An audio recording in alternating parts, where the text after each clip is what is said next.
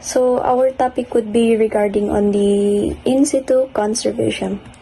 So the contents of our report is the introduction, advantage, international efforts, Indian initiative, protected areas, wetland conservation, mangrove conservation, and coral reef conservation.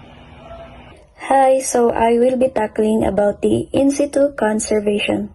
So before we begin, ano nga ba ang conservation?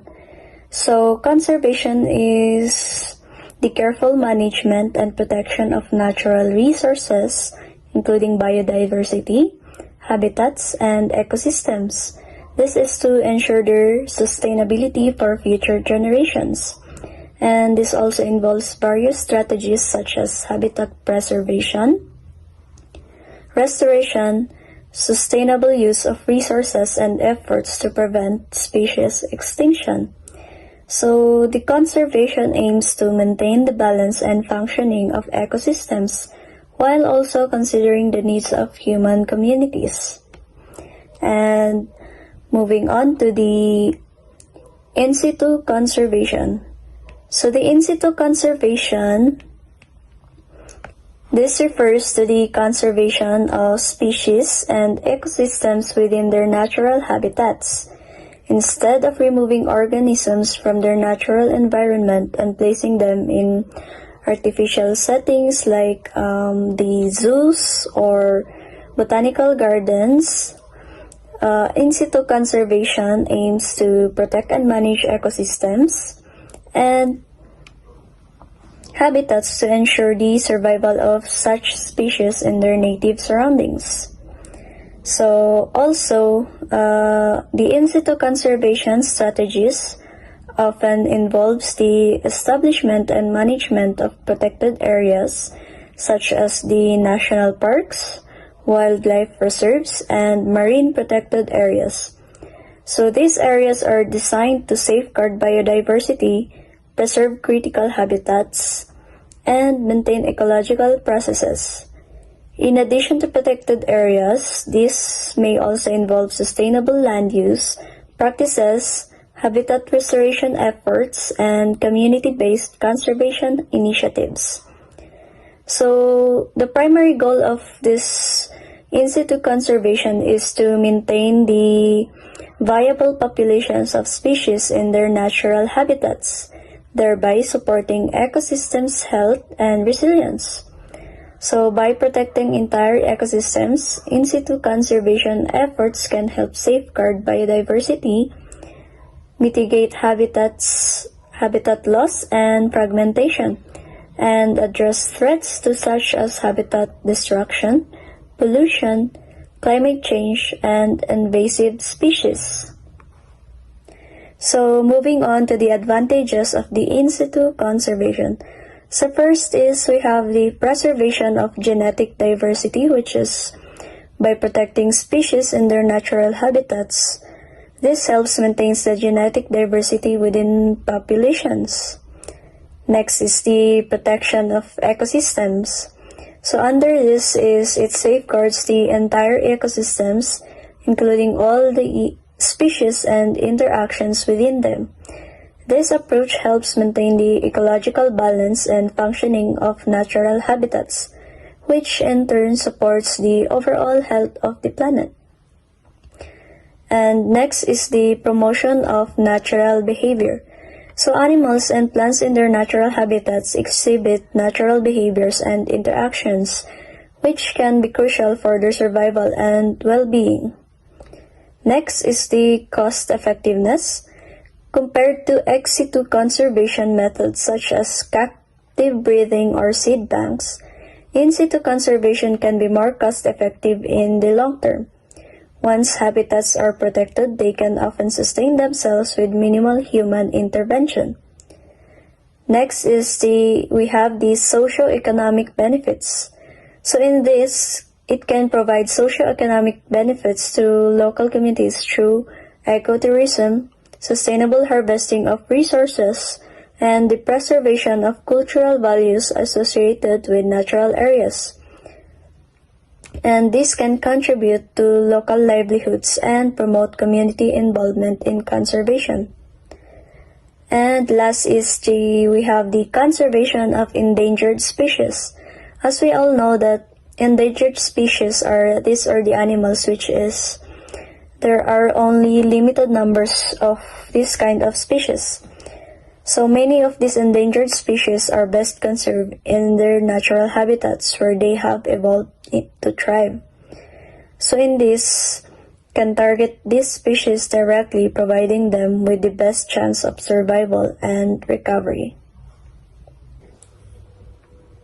So keeping species in their most natural habitats is preferred because it supports their evolutionary adaptations and ecological relationships. So, natural habitats provide the necessary environmental conditions such as food sources, shelter, and suitable climate for species to thrive. When species are removed from their natural habitats, they may face challenges adapting to new environments, leading to stress, decreased reproductive success, and even extinction. Additionally, maintaining species in their natural habitats helps preserve biodiversity and ecosystem balance, as each species plays a unique role in its ecosystem. And protecting natural habitats also ensures the conservation of entire ecosystems rather than just individual species, promoting the overall health and resilience of ecosystems. So, this is why in situ conservation is often considered better than ex situ conservation because it preserves species within their natural habitats, maintaining the ecosystem integrity and functionality. This allows organisms to interact with their environment naturally, supporting their evolutionary processes and ecological roles. And ex situ conservation, on the other hand, involves relocating species outside their natural habitats, which can disrupt their natural behaviors and genetic adaptation. And so this is why it is mostly preferred that the in situ conservation is much better. Wildlife Sanctuary. A wildlife sanctuary. A wildlife sanctuary is protected area formed by the order of the state or central government but not bound by the state legislation. So, a wildlife sanctuary is an area designated for the protection and conservation of wildlife established by the order of state or central government. Unlike the other protected area like national parks or reserves, wildlife sanctuaries are not bound by the state legislation or not restricted. So, between 1936 to 2016, 543 sanctuaries were established in India, covering an area of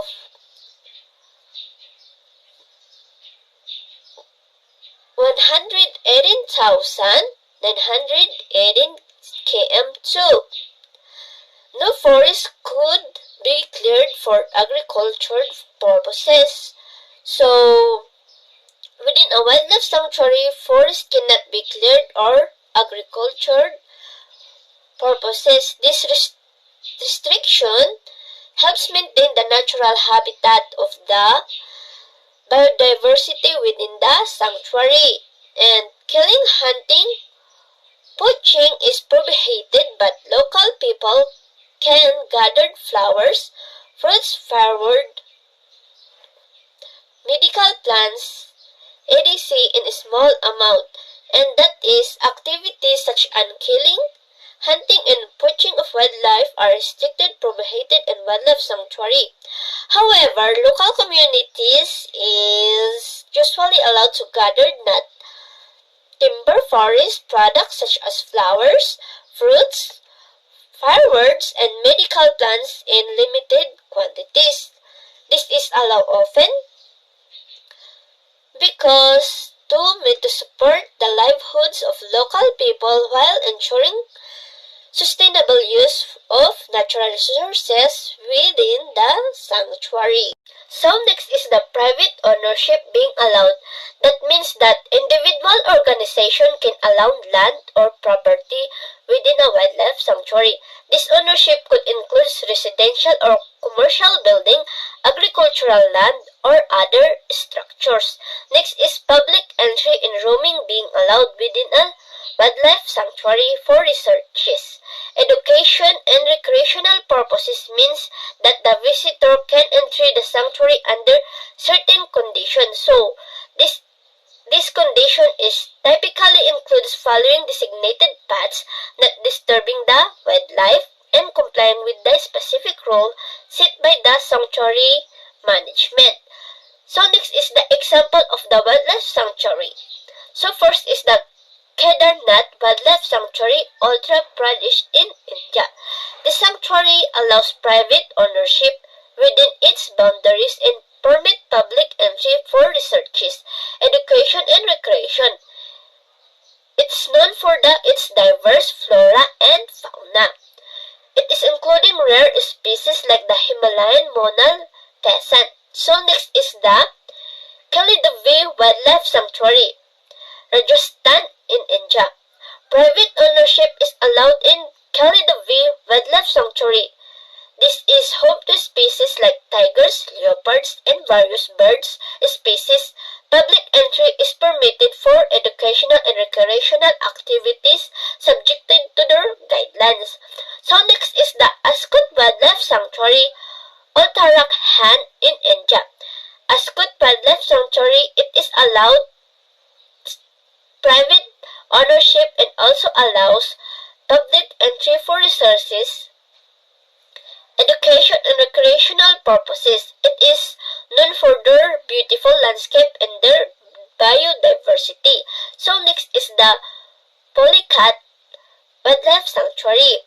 So this is situated near the Polycat Lake. This allows private ownership within its boundaries. Public entry is permitted primarily for educational and recreational purposes, for making its hub birdwatching and natural National Park. enthusiasts. National Park. National Park. National Parks protected area usually declared and owned by the central government. India's first national park was established in 1936 as Haley National Park, now known as Jim Corbett National Park in Uttarakhand. A natural park is protected area preserved by government entities aimed at conserving the natural environment, wildlife, and cultural resources.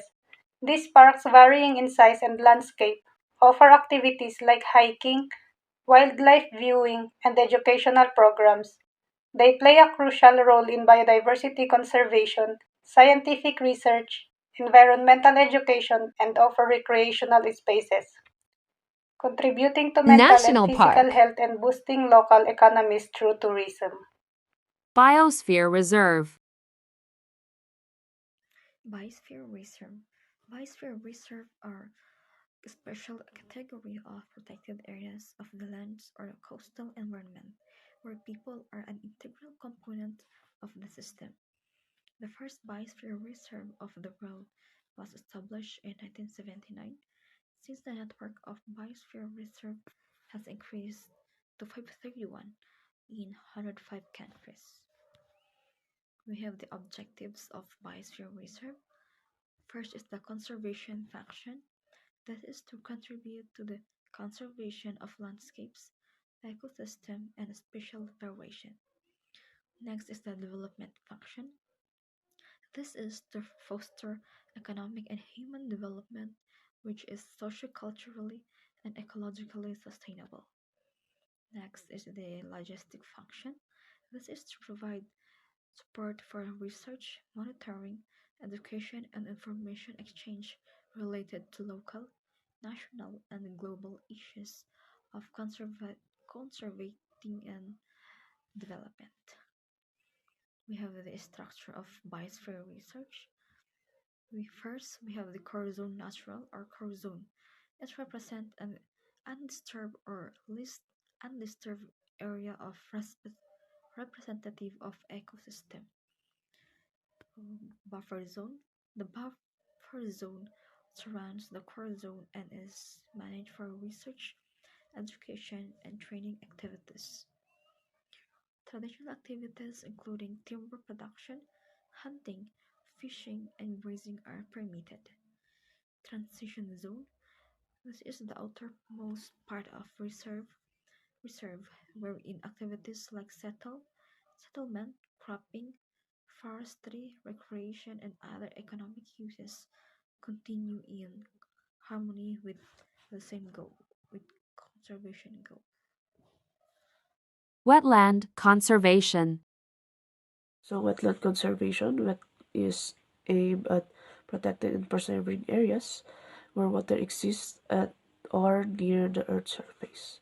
So wetlands are ecosystem in which the land surface is saturated or covered with standing water, either permanently or seasonally. So the water found in the wetlands can also be saltwater, freshwater, or a brackish. Brackish meaning the combination of salt water and the freshwater. So wetlands are among the most biologically diverse ecosystem on Earth, supporting a wide range of plants and animal species. So conservation efforts aim to protect and restore these habitats to safeguard biodiversity. So wetland provide numerous ecosystem services, including the flood control, water filtration, carbon sequestration, and shoreline stabilization. So conserving wetlands help maintain these valuable services benefiting both human and wildlife. So also, wetlands face various threats including habitat destruction and degradation, pollution, invasive species, climate change, and unsustainable land use practices. So conservation efforts focus on addressing these threats to ensure the long-term health of the wetland ecosystem. So wetland restoration project involves the restoring degraded or damaged wetland habitats to their original or near original condition. These efforts often involve removing invasive species, restoring hydrology, and replanting native vegetation. Major types of wet lands. Hello everyone, I am Jeverlyn and I will be reporting about the major types of wetlands. First one are the marshes, are the most productive wetlands characterized by mineral soil and are typically dominated by grasses and floating leaf plants. Next is swamp, are forested wetland characterized by mineral soil, seasonally or permanently flooded and dominated by trees. Next is bogs, are acidic, unproductive wetlands that develop in relatively cool but wet climate and are typically by species of moss. Next is fens, are alkaline rather than acid area receiving water mostly from water surface and groundwater sources. Hello everyone. Treats to wetlands. So what were the threats to wetlands? First, the major cause for the reduction in the land reclamation, drainage, and conversion into arable land for agricultural needs. This is one of the major causes of wetland loss worldwide. Wetlands are often seen as wetlands that can be put to better use. So they are drained and filled in to create more arable land for farming. This not only destroys the wetlands ecosystem, but also eliminate the important services that wetlands provide such as water filtration and flood control. Next, peat bogs suffered anthropogenic transformation due to the capturing of water from mountain springs and streams for the purpose of generating drinking water. This means that peat bogs are a type of wetlands that stores a large amount of carbon.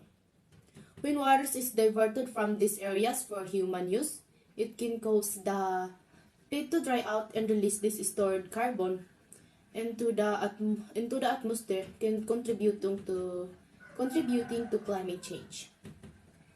Additionally, the loss of water can disrupt the bog ecosystem and lead to the loss of biodiversity.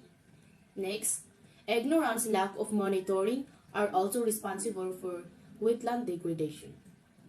Many people don't understand the value of wetlands and the important role they play in our environment. This combined with a lack of monitoring and enforcement of laws protecting wetlands can lead to their degradation and loss. And last is the fed by local dams. The erratic and scarce precipitation is leading to vast swatches of wetlands drying up. Dams can significantly alter the flow of water in a region. If a dam reduces the amount of water, that reduces a wetland. It can lead to the wetland drying up. This is especially problematic in areas where precipitation is erratic and scarce, as the wetland cannot rely on the rainfall to replenish its water supply. So, how to conserve wetlands? First, by stopping or reducing the anthropogenic causes. Human activities often lead to wetland degradation. This includes pollution, land development, and draining of wetlands for agriculture or urban use. Reducing these activities can help conserve wetlands. For instance, implementing stricter pollution controls can prevent harmful substances from entering wetlands. Also, land use policies can be enacted to limit development in wetland areas. Next, by providing the employment in wetland management. Creating jobs related to wetland conservation can help protect these areas. This could include roles in monitoring wildlife, restoring damaged wetlands, or educating the public about the importance of this ecosystem. By making wetlands conservation economically beneficial for local communities, it can encourage more sustainable practices. And last, protection, rehabilitation, and sustainable use of wetlands. Legal protection can be a powerful tool for wetland conservation. This could involve designating wetlands as protected areas where harmful activities are prohibited. Rehabilitation refers to the restoration of degraded wetlands, which can involve replanting native vegetation or reintroducing wildlife. Sustainable use means utilizing wetlands in a way that doesn't harm the long-term health, such as sustainable fishing or tourism. Importance of wetlands. Importance of wetlands. The main function performed by wetlands are water filtration. By removing excess nutrients, slowing the water, allowing particulates to settle out of the water, which can then be absorbed into plant root. Wetlands act as nature's water purifiers. They trap sediments and pollutants that are carried by runoff water from urban and agricultural areas. This process not only helps in reducing water pollutant, but also improves the water quality downstream. Wetland plants and microorganisms break down certain pollutants and convert them into less harmful substances.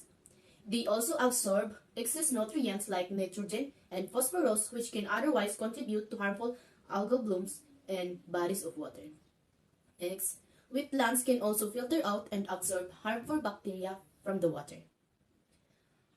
Wetlands are rich in microorganisms that filters out and absorb harmful bacteria from the water. These microorganisms can degrade or immobilize contaminants, making the water safer for other forms of life.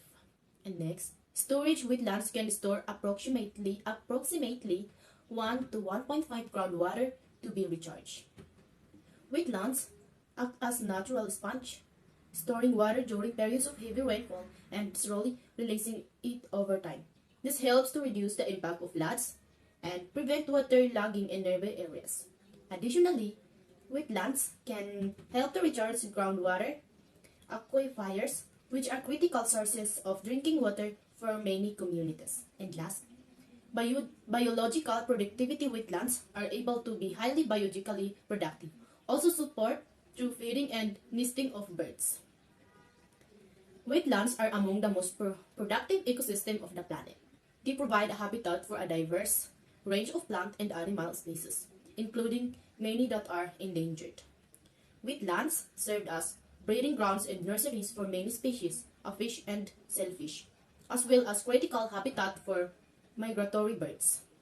This rich biodiversity of wetlands also contributes to their higher level of primary productivity, the production of organic compounds from carbon dioxide, mainly through photosynthesis, which supports food webs both within and beyond the wetlands. Mangrove conservation.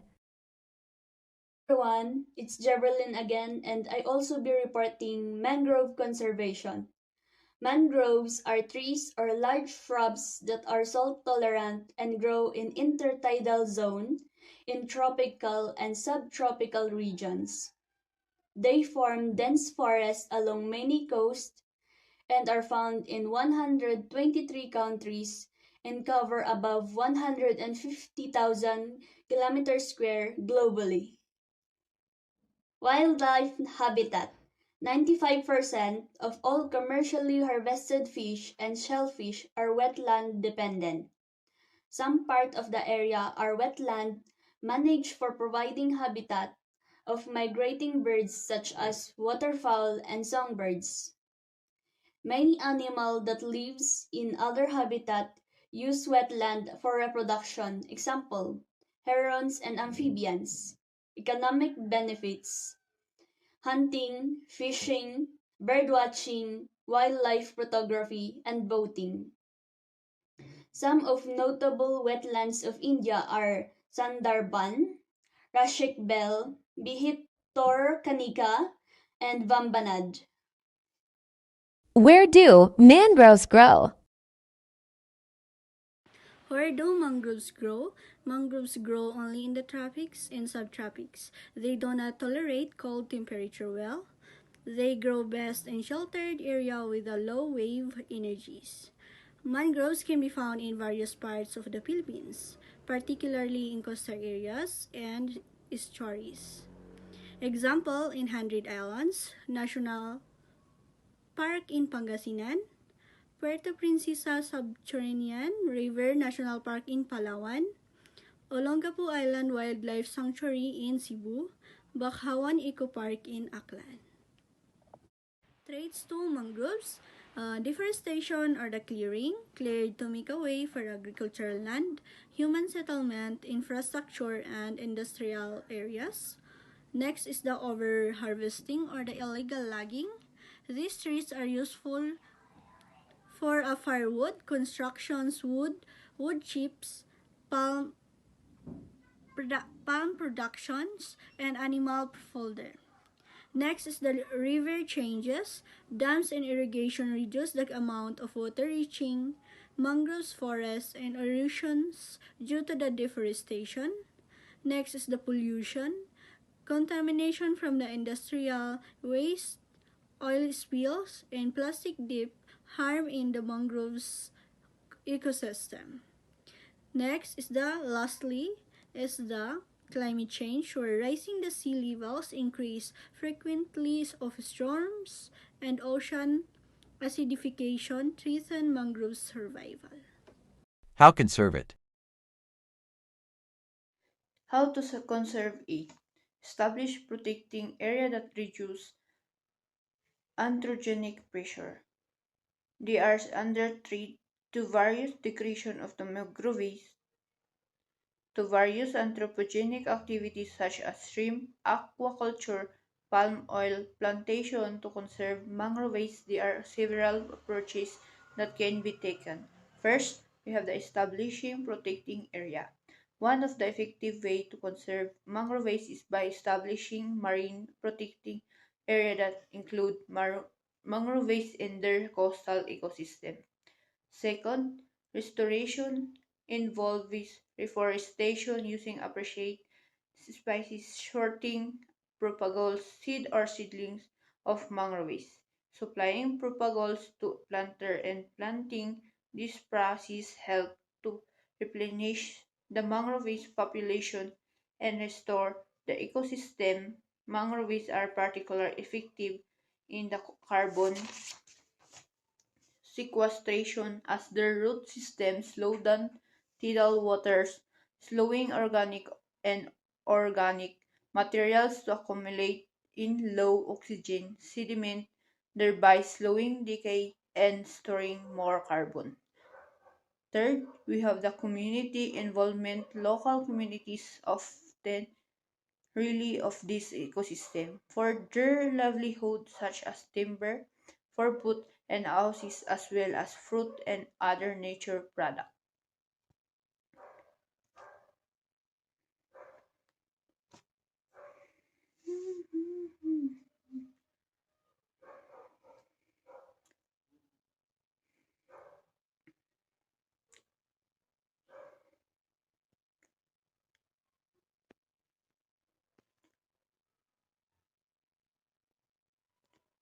Importance of mangrove.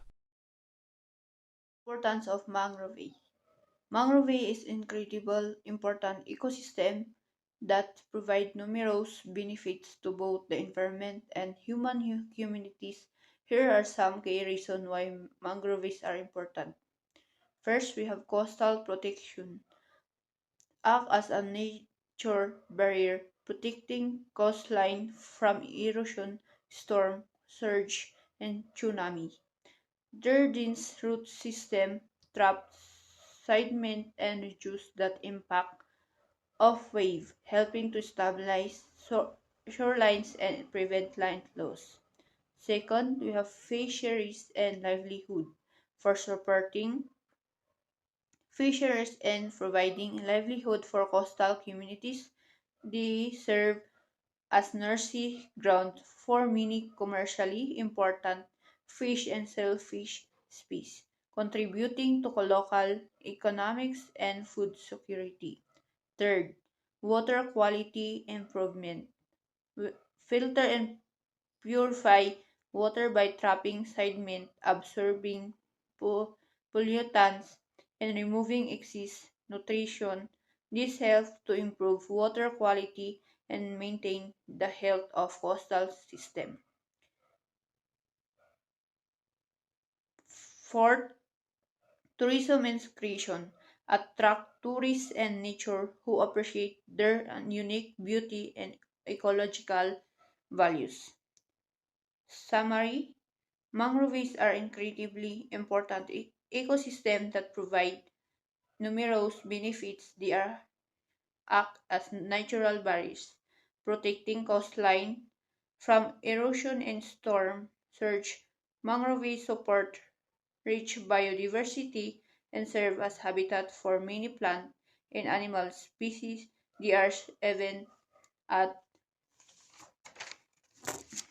capturing and storing carbon dioxide, help to mitigate climate change, also improve water quality, support fisheries, and provide livelihood for coastal communities. Coral reef conservation.